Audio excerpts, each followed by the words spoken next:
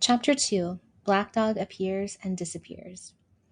It was not very long after this that there occurred the first of the mysterious events that rid us at last of the captain, though not, as you will see, of his affairs.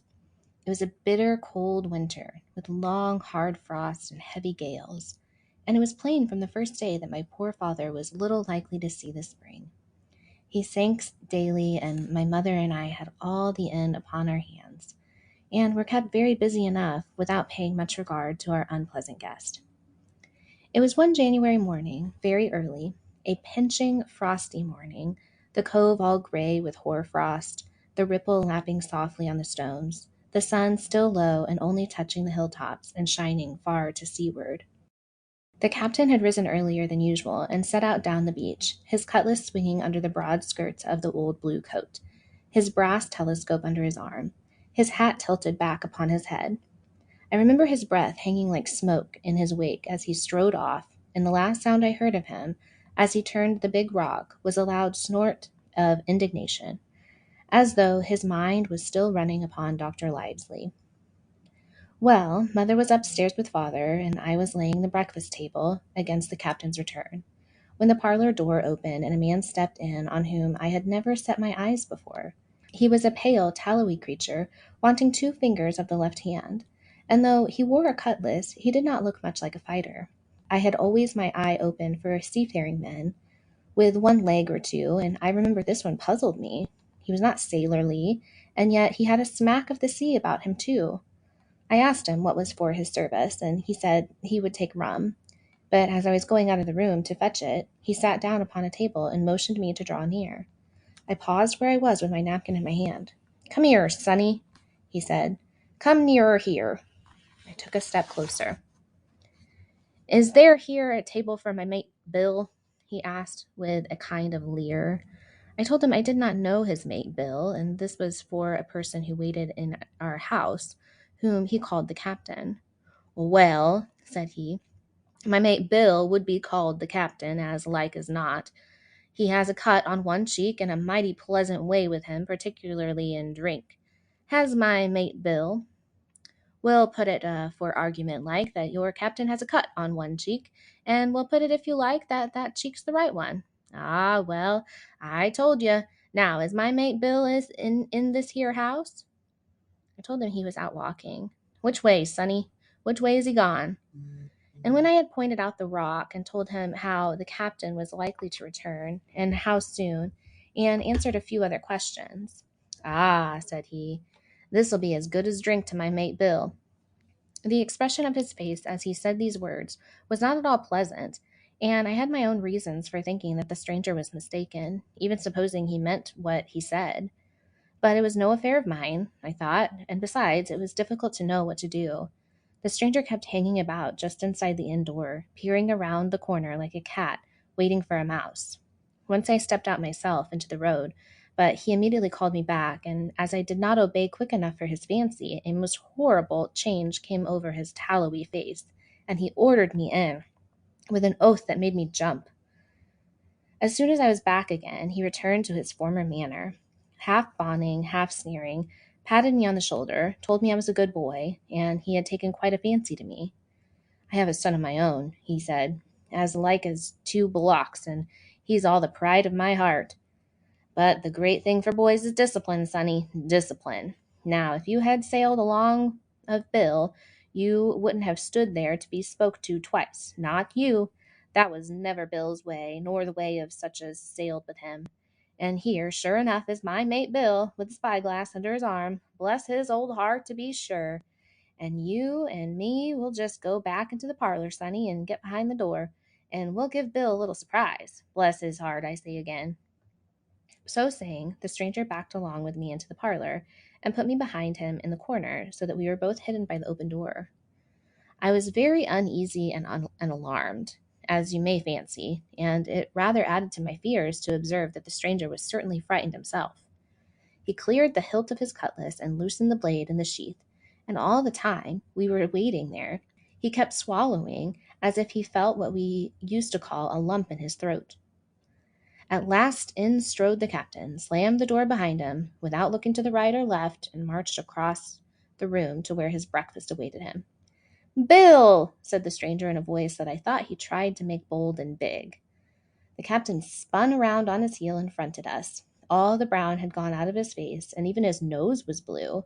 He had the look of a man who had seen a ghost, or the evil one, or something worse, if anything can be. And upon my word, I felt sorry to see him, all in a moment turned so old and sick.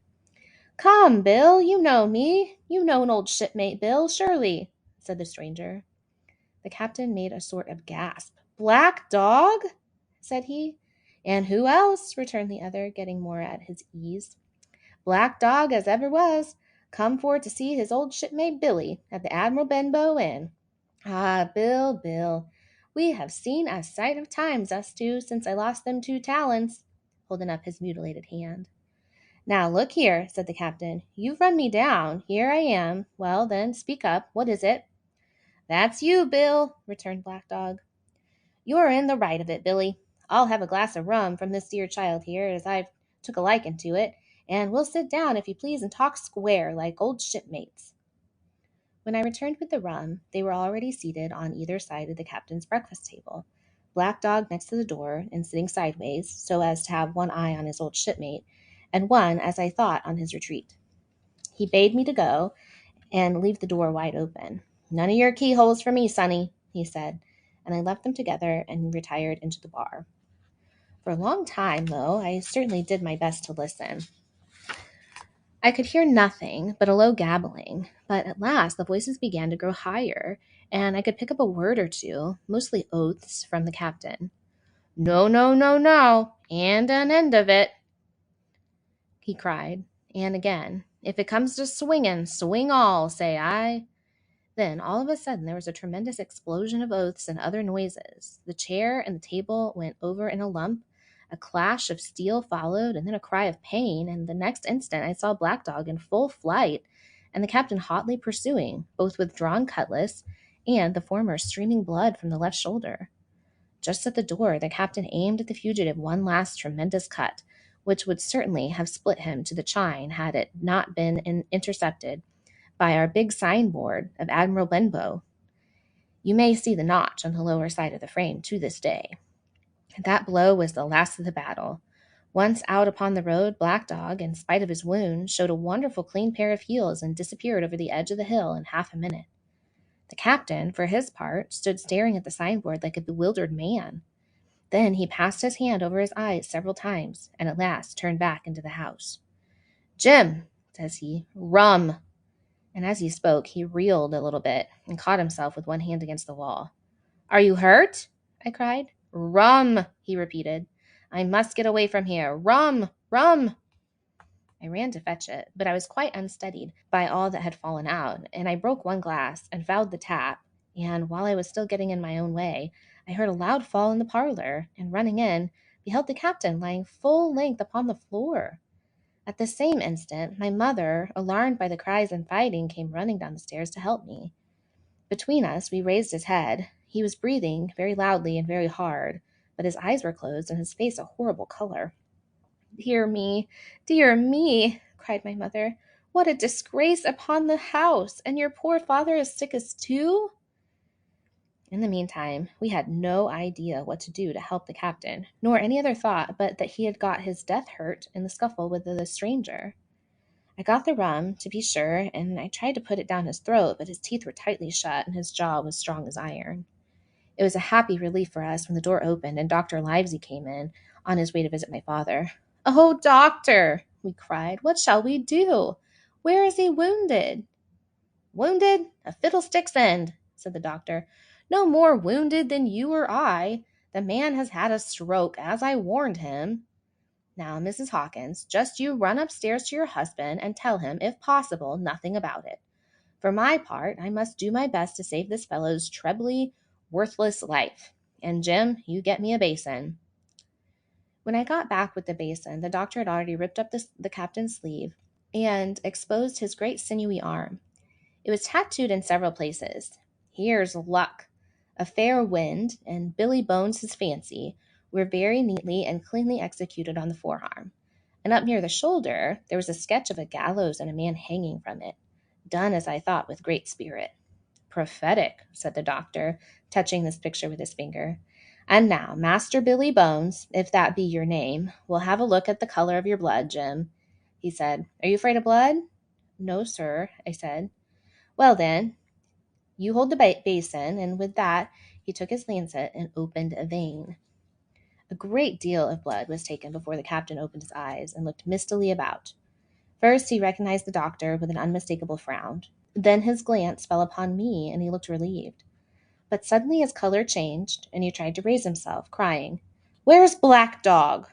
There's no black dog here, said the doctor, except what you have on your own back. You have been drinking rum. You have had a stroke, precisely as I told you. And I have just, very much against my own will, dragged you head foremost out of the grave. Now, Mr. Bones— That's not my name, he interrupted. Like I care, returned the doctor. It's the name of a buccaneer of my acquaintance, and I call you by it for the sake of shortness. And what I have to say to you is this. One glass of rum won't kill you. But if you take one, you'll take another, and stake my wig, if you don't break off short, you'll die. Do you understand that? Die, and go to your own place like the man in the Bible. Come now, make an effort. I'll help you to your bed for once.